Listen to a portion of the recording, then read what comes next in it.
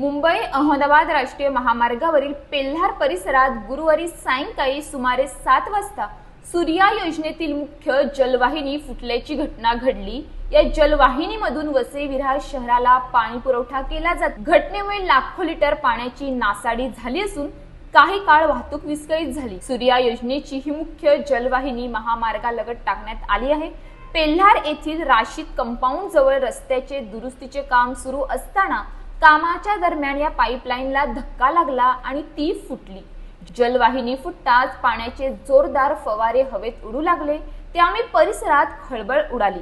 पाण्याच्या फवाऱ्यांमुळे महामार्गावरील वाहन चालकांची गैरसोय आणि काही वेळ वाहतूक अडथळाग्रस्त झाली। घटनेची माहिती मिळताच पालिकेच्या पाणीपुरवठा विभागाच्या कर्मचाऱ्यांनी घटनास्थळी धाव घेतली आणि तातडीने जलवाहिनीचा प्रवाह बंद करण्यात आला। त्यानंतर लगेच दुरुस्तीचे काम सुरू करण्यात आले। पालिकेच्या पाणीपुरवठा विभागाने सांगितले की जलवाहिनीचे नुकसान मोठ्या प्रमाणात झाले असून पाईपची तातडीने दुरुस्ती करण्यात येत आहे।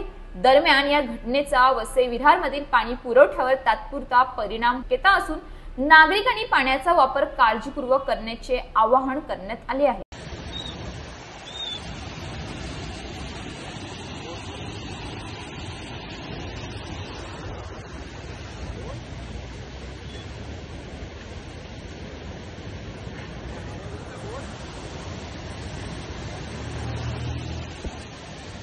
अशाच ताज्या बातम्यांसाठी आमच्या न्यूज पोलीस रिपोर्टर चॅनलला लगेच सबस्क्राइब करा आणि बेल आयकॉन दाबायला विसरू नका।